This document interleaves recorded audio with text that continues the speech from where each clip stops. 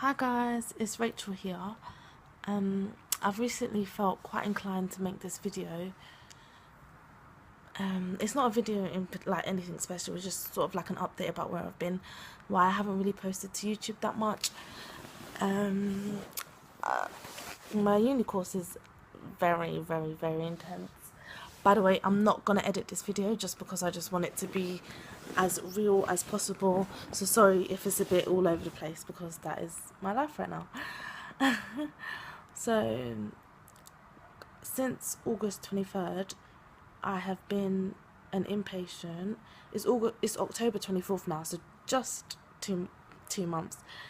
Since August 23rd, I've been an inpatient 5 times. So I've been in and out of the hospital 5 times in 2 months. It's tiring and exhausting, and it's getting a bit ridiculous, and I don't know what to do, and I feel really out of control of my life. I feel that I feel like I'm wasting it. I feel like nothing's gonna go my way, and I feel like I'm gonna fail my course right now. That's what I feel like. It's nervous. It's making me nervous. My car failed its MOT yesterday, so that's a whole nother sort of cost that I have to factor into my life, and I really need the car to go to work. As you can see, I'm in the hospital now. This is the 5th admission. I don't really know what to say about it, really. It's really upsetting for me. It's upsetting because it's seeming like a bit of a joke, and it's seeming that it's not real when really this is very, very real. And I don't know what to say. I don't know what to think. I don't know who to talk to. Of course I have friends to talk to, but at the same time, how can I keep offloading, 5 different times in the hospital? I can't keep saying, oh look guys, look what happened to me, look at this, da da da. And I had the same issue with a guy that I was dating, came to see me in the hospital, realised that it was too much, said, oh, I just want to be friends now. We were never really dating anyway, were we, Rach? Yes, you were, because you said that you told your mum about me. Oh, well, I just told my mum about you as a friend. Like, really? I mean, I was a bit upset, but I'm kind of over it and I'm kind of used to it now. It's just tiring. It's really, really tiring. And the pain is so bad. And I've had this chest infection. The last admission I had a chest infection. And I've had this awful cough for about 5 weeks. And it's really embarrassing because every time I cough, people stare at me like, what's she got? And I don't know if you guys watch Fry Life. It's a YouTube channel about this girl with cystic fibrosis, and she has a chronic cough because obviously her cystic fibrosis, that's one of her symptoms. And I kept just thinking about her. This is how she must feel, like ridiculed every moment she coughs, and you really can't help but to cough. So it's really horrible. So that's where I've been trying to sort my life out, trying to get through this course. I literally have 2 placements left and I'll be a nurse. It's insane, but it's scary, and at the same time it's really tiring because I feel so unwell all the time. I really do not feel well. I just feel so tired. So tired. The pain is so bad. This time they don't know if it's a stomach bug or what. It's called gastroenteritis. It's basically just a fancy word for vomiting and shitting yourself all the time. So because of the gastroenteritis, I got really dehydrated because I honestly, for the life of me, could not hold anything down in my stomach. And because of the dehydration, I got a crisis. So now I'm here and I'm trying to get through it, and it's really hard. And yeah, I just need a bit of guidance, and I think I definitely do want to get back into YouTube. It's just it's just more like the time and energy to actually edit the YouTube videos. I can sit and make a YouTube video about anything, but also I don't want to bore people, because I think, yes, a lot of my life is in the hospital, but I don't want my whole channel to be about that. But then in the hospital there's only so much videos I can make, you know.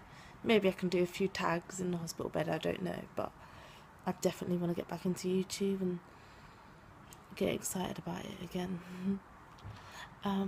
Yeah, so I forgot to say earlier actually, for some of you guys that don't know, I have sickle cell anemia, which is an inherited blood disorder. Basically, I make abnormal red blood cells, which is always fun, and you know, just a load of complications from making abnormal red blood cells.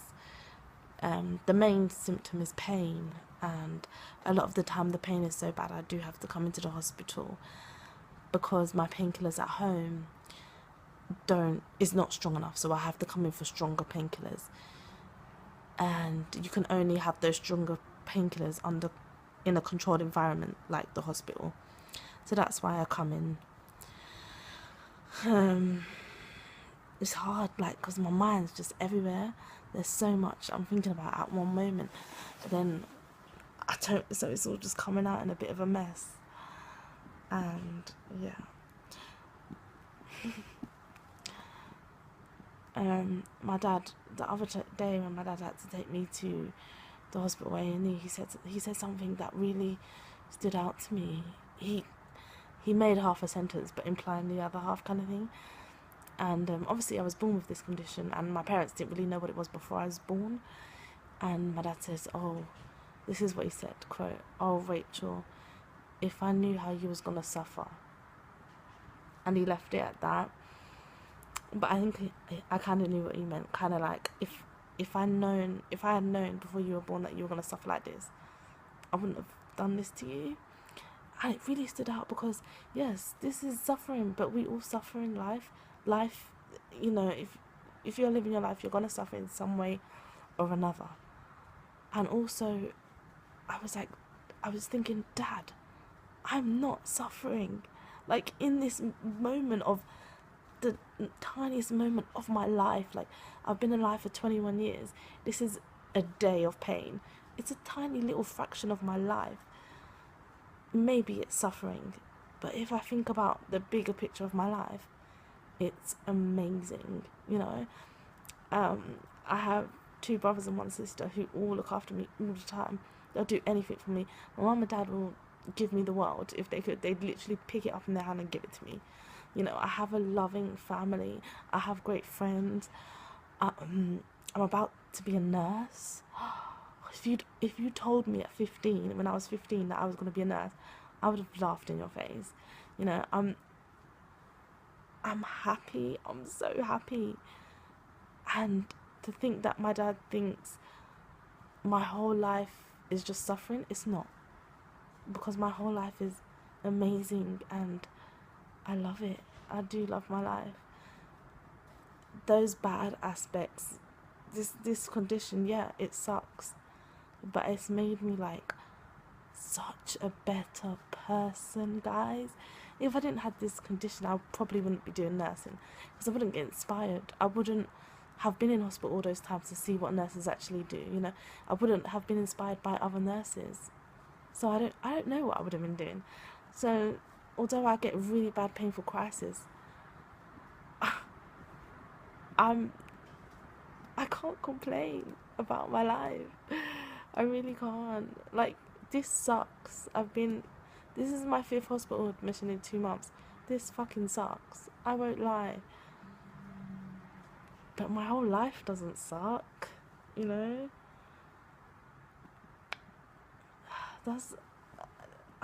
I'm struggling to talk about everything in one go because my mind's a bit all over the place. Yeah, so that's that. Recently just finished a placement in theatres, which was amazing. I loved working in recovery. Absolutely perfect. I might be a recovery nurse, I don't know. I'm still trying to decide. What else is there to say? I was actually going to say something, but I can't remember what it was now.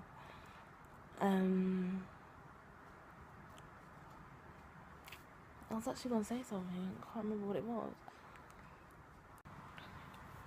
The other day, though, when I was in the hospital, I got very, very, very upset. Basically, I was in a bay with three much older women, sort of, in their 60s and 70s, 80s. And obviously, I'm a 21-year-old. I'm 21, and quite frankly, I don't look ill. I look very well, and I'm obviously more mobile than the other patients. So anyway, this lady's family members had come to see her. They were all right. They didn't really acknowledge me, just sort of dealing with their own family member kind of thing. And I remember I had asked the nurse to do something for me, and every time I would ask the nurse to do something, this family member would sort of butt in and say, "No, can you do this for my family member first? Can you do this for..." So sort of getting the nurse to do what they wanted for the other patient, but not for me, kind of thing.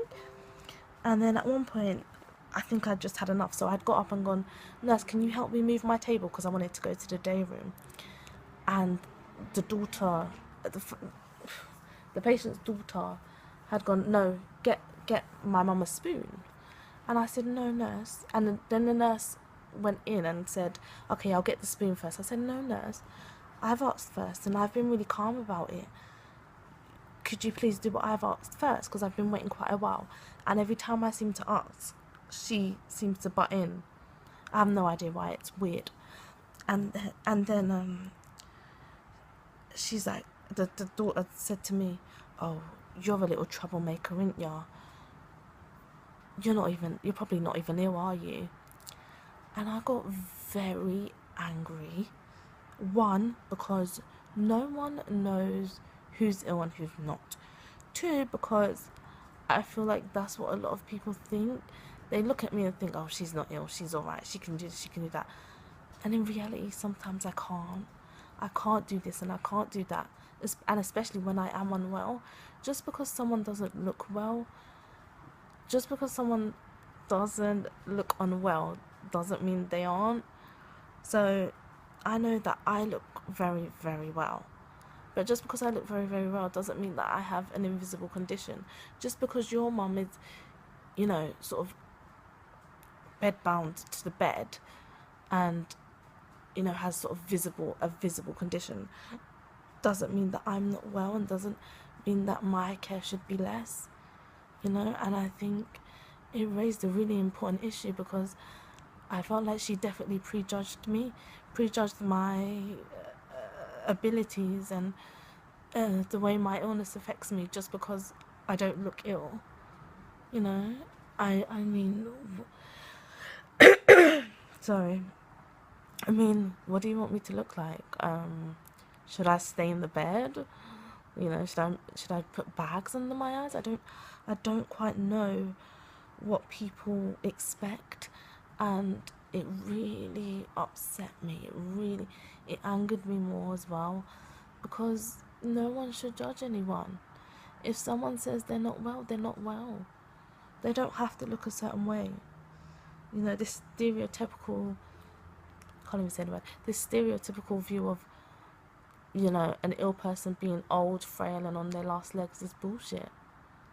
It's bullshit. My body is probably in a worse condition than most 60-year-olds. Probably on the inside, yeah. It's pretty fucked up in there. But just because on the outside it doesn't look like that, doesn't mean what's going on in the inside. I've always said my illness attacks from the inside first and goes outwards. So yeah, and I just think that it's very important not to prejudge someone. I feel awkward to sit in in the trains, then priority seats. I would feel awkward because I might be having a crisis, sit in the priority seat, old person comes on, I have to give it up because, "Oh, you're fine." Really, I'm not.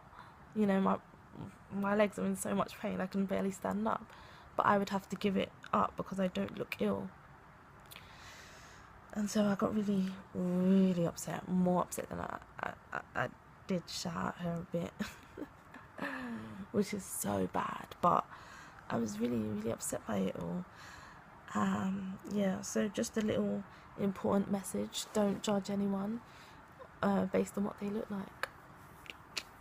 But that's standard, isn't it? Standard. What else? What else has happened in my life? Yeah, I mean, there's not really much to talk about. I know probably that last little story was super confusing. Um, I'm, like I said, I'm just really, really happy. I'm happy, but at the same time, I'm very stressed out about life. And I just wanted to update people. And I don't know when the next time I'm gonna make up like a proper YouTube video, like a proper, like I want to do more makeup videos. I don't know when the next time I'm gonna do that is, because as I've said, I'm not well at the moment, and I don't know when this is gonna go away. I don't know when I'm gonna get back into my normal state of wellness. I really don't know. I would like for it to be tomorrow. But anyways, guys, thanks so much for watching this YouTube video. If you stayed to the end, you are... Sorry guys, my video just cut out. Yeah, as I was saying, if you watch this video to the end, you are the best. You're super cool, and thanks. Like, comment and subscribe on this video. Share it. I just feel like it's really honest and real and true about what's going on in my life. Probably a few people sorry probably a few people can relate to a few of the situations that are going on. And if anyone with sickle cell has ever felt like this, like, let me know, and let me know what you did to get through it, or how you got over it, or if you're still going through it, just let me know, because it's such a weird feeling. It's a bit of a mind fuck. Yeah, any student nurses out there, let me know how you got through your last year of uni, of your nursing course, because I'm putting a major amount of pressure on myself to get through this, and I feel like I'm there. I'm so close, yet I'm so far, and that's the bit that's really like getting to me. But anyway, guys, thank you so much. Subscribe to my channel, because there's gonna be more videos. I don't know when. Maybe a few of the videos might be hospital based, but I don't know how boring and annoying that gets, because some people, obviously it's not super cool to do your YouTube videos in a hospital, is it? But it's my life, so what else is there to say?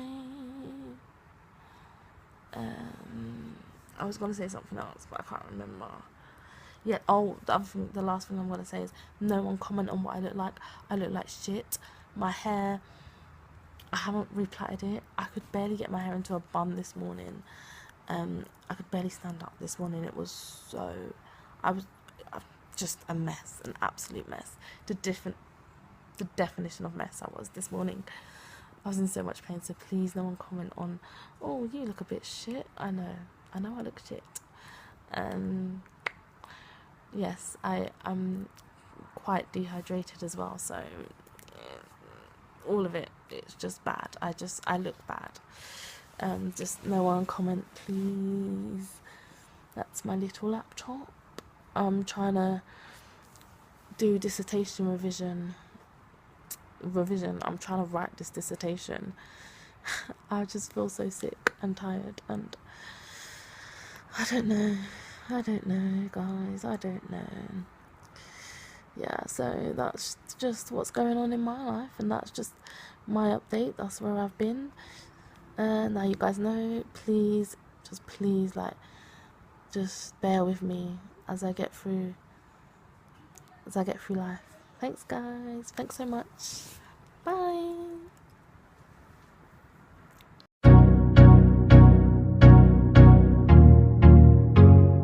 Hi guys, and welcome back to my YouTube channel. Today's video is a bullet journal flip through.